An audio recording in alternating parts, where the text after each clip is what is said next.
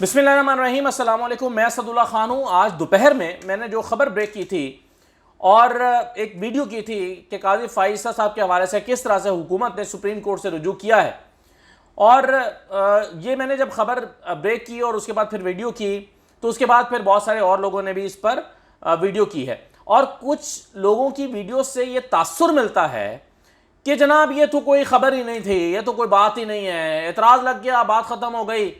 तो जब एतराज़ लग गया बात ख़त्म हो गई तो ये क्या खबर हुई भाई? एतराज़ लगना एक अलहदा खबर है, और काजी फाइसा के मामले में सुप्रीम कोर्ट से हुकूमत का रुजू कर लेना ये एक अपने तौर पर खबर है। क्या आपके ख्याल में एक छोटी खबर है कि हुकूमत ने रिव्यू पर रिव्यू दायर करने का फैसला किया और इस सिलसिले में सुप्रीम कोर्ट से रुजू भी कर लिया? तो ये एक अलग खबर है, एतराज़ का लग जाना एक अलग खबर है।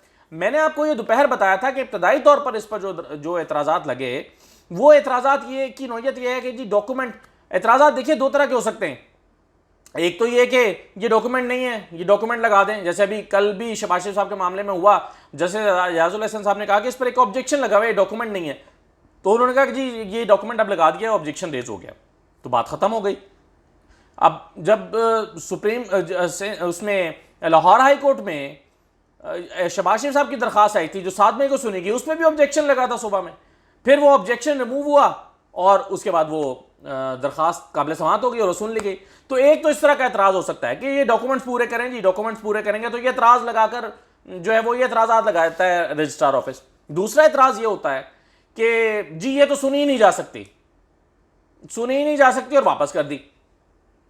तो देखिए, आपके ख्याल में हुकूमत ने जब सुप्रीम कोर्ट में जाने का फैसला किया है कि काजी फाइसा के रिव्यू पर रिव्यू दायर करेगी, तो आपके ख्याल में क्या हुकूमत के जहन में ये नुक्ता नहीं होगा? इतने सारे इतने डफर हैं, उनके जहन में ये बिल्कुल नुक्ता नहीं होगा कि ये तो रिव्यू पर रिव्यू का जो है वो एतराज़ आ जाएगा? इसके बावजूद हुकूमत जो है वो खामोशी से चुप करके चले गई। यानी उन्होंने इतना भी नहीं सोचा कि ये एतराज़ लग जाएगा तो फिर हम क्या करेंगे। ऐसी बात नहीं है, ये हुकूमत की के इल्म में था कि ये हो सकता है और उसने उस हिसाब से स्ट्रेटजी जो है वो मुरतब की है।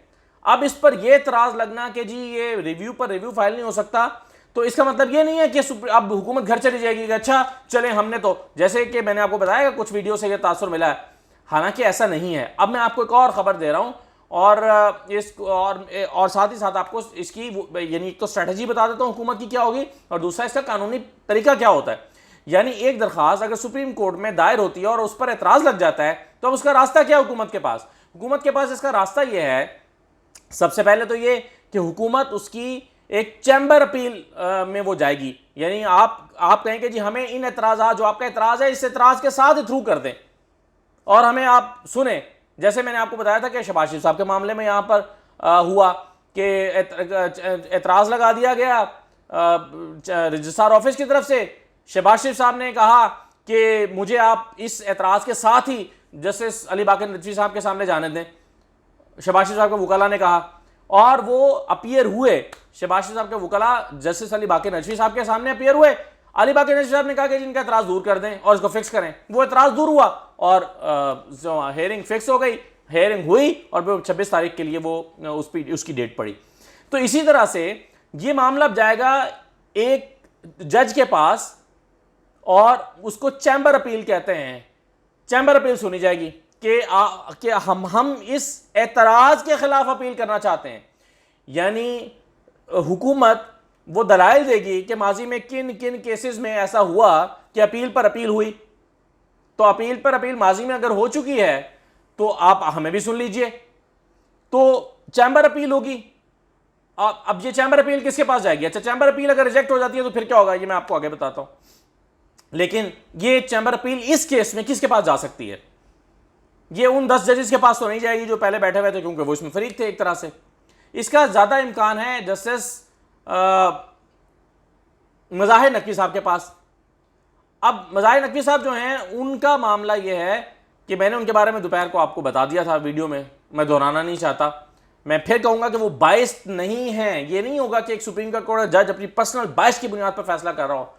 लेकिन बहरहाल जब मज़ाहिर नकवी साहब जो हैं उनको एलिवेट किया जा रहा था तो उस पर जस्टिस काजी फायज ईसा साहब ने 15 सफ़ात का एक नोट लिखा था और इख्तलाफी नोट के जरिए मुखालफत की थी इनके एलिवेट होने की। अच्छा, अब इनके पास जाएगा, फर्ज कीजिए यहां से भी रिजेक्ट हो जाता है, वो कहते हैं नहीं जी आपकी अपील, ये जो चैम्बर अपील है ये भी रिजेक्ट हो जाती है और कहा जाता है कि नहीं जी आपकी ये अपील सुनी नहीं जा सकती, रिव्यू पे रिव्यू नहीं आ सकता। तो फिर हुकूमत के पास क्या है, फिर हुकूमत इस चैम्बर अपील की रिजेक्शन के अगेंस्ट एक अपील दायर कर सकती है बेंच के सामने। अब वो 3 रुकनी बेंच हो सकता है। अब उस बेंच के सामने जो है वो अपील जाएगी कि जी चैम्बर अपील रिजेक्ट हुई है, आप हमें सुने। तो मामला कम से कम कहां तक चला गया, कोर्ट प्रोसीडिंग्स तो शुरू हो गई। अब सुनना तो चलें अगला स्टेप है, लेकिन काजी फायज ईसा साहब के मामले में कोर्ट प्रोसीडिंग्स तो शुरू हो गई ना। यही खबर थी और यही खबर है कि कोर्ट से रुजू कर लिया हुकूमत ने, अपील में जाने का फैसला किया। अब अगर उस पर एतराज लगा है तो उसके लिए कानूनी रास्ता हुकूमत के पास मौजूद है। अब काजी फायज ईसा साहब का जो मामला है ये ख़त्म नहीं हुआ, ये अभी गेम ओवर नहीं हुई है। काजी फायज ईसा साहब का जो 6-4 से फैसला आया था वो अगर दोबारा अपील में आता है तो अगेन मैंने जैसे आपको पिछली वीडियो में भी कहा था ये सारी चीज़ें दोबारा से खुलेंगी, दोबारा से इस पर बात होगी। अब काजी फायज ईसा साहब का जो मामला है वो अभी चल रहा है, यानी कहने का मतलब ये है। अब इसमें एक और नुक्ता मैं आपके सामने रखना चाहता हूं और वो ये है कि इसमें अब मैं आपको खबर दे रहा हूं कि गवर्नमेंट ने इस पर एक स्ट्रैटेजी बना रखी है। पहले तो यानी सुप्रीम कोर्ट के पास आने के लिए इससे पहले मुकम्मल स्ट्रैटेजी बनाई गई है। एक स्ट्रैटेजी ये थी कि 30 दिन पूरे हो रहे हैं, 30 दिन पूरे होने से पहले आप इसकी एतराज़ात, यानी जो एतराज़ात इसकी डॉक्यूमेंट्स के ऊपर लगने हैं वो एतराज़ात समेत आप सुप्रीम कोर्ट के पास जाएं। सुप्रीम कोर्ट जो है सबसे पहले क्या करेगी, एतराज़ लगाएगी तो आपके तो डॉक्यूमेंट्स पूरे नहीं है, यानी ये हुकूमत के जहन में था रजू करते हुए सुप्रीम कोर्ट से कि जी आपके डॉक्यूमेंट्स पूरे नहीं है। जब आपके पास डॉक्यूमेंट्स पूरे नहीं हो आप कहेंगे अच्छा जी हम 3-4 दिन में आपको डॉक्यूमेंट्स पूरे कर देते हैं।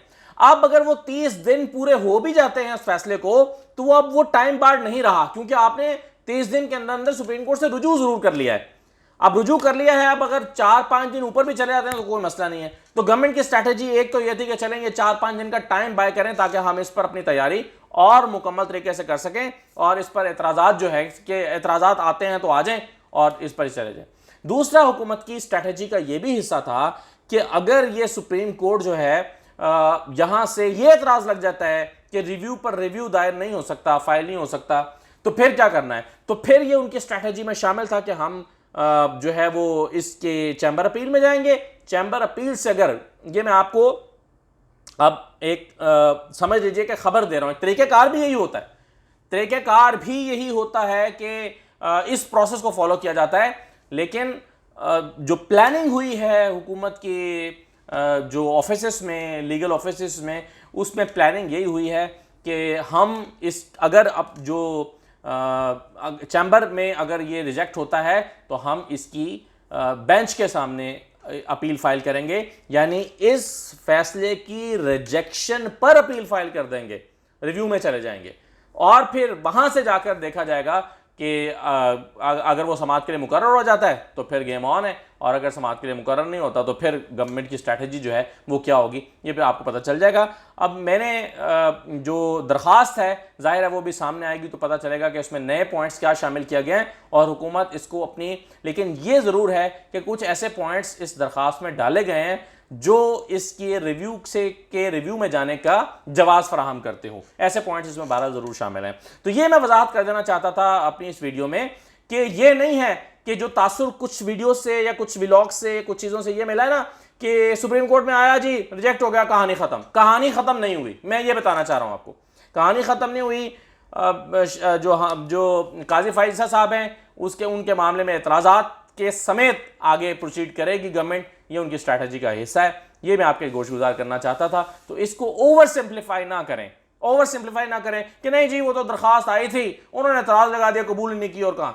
यानी गवर्नमेंट इतनी सादा है और उनके लॉ ऑफिसर्स इतने सादा हैं कि उनको वो आए हैं, एक फजूल सी अटेम्प्ट की है और घर जाके बैठ गए हैं, तो फिर ये अटेम्प्ट ही ना करते।